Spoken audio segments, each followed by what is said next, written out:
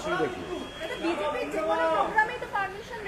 Mic ব্যবহার না করলে তো পারমিশন লাগে না। মাইক ব্যবহার করবো না, সবার সঙ্গে হাত মিলিয়ে আসবো, বিজয়া জানাবো, দীপাবলি জানাবো, এর জন্য কি পারমিশন লাগে নাকি? ধারা 163 তো নেই। ধারা 163 থাকলে 5-এর বেশি যাওয়া যাবে না। তো করতে দেন না, 2-3 মাস করবে, ফেব্রুয়ারিতে ভোট ঘোষণা হবে আর এপ্রিলে সরকার চলে যাবে। 2-3 মাস করতে থাকুক।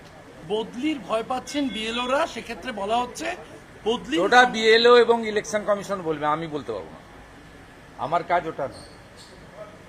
শুধু রাজারহাটে দেখা গেল যে জয় শ্রীরাম ধ্বনি দিয়ে প্রতিমা নিরঞ্জনে যাচ্ছিলেন অনেক মানুষ, সেখানে পুলিশ লাঠিচার্জ করল।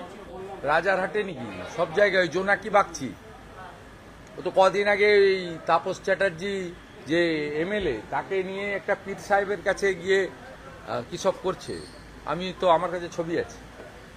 পুরো পুরো মমতার পুলিশ পুরো ওটাই। আপনি যে মা কালীকে প্রিজন ভ্যানে তুলে নিয়ে যায়, আমরা এর আগে দেখেছি এরকম ঘটনার ক্ষেত্রে পুলিশ কমিটির সঙ্গে আলোচনা করে পবিত্রতার সঙ্গে প্রতিমা মানে রিপ্লেসমেন্ট করে। যে প্রতিমা আছে তাকে হিন্দুদের দিয়ে তাই প্রতিমার যে নিরঞ্জন প্রক্রিয়া সনাতন সংস্কৃতিতে আছে সেটা করে। এবারে তো দেখলাম প্রিজন ভ্যানে করে নিয়ে যাচ্ছে।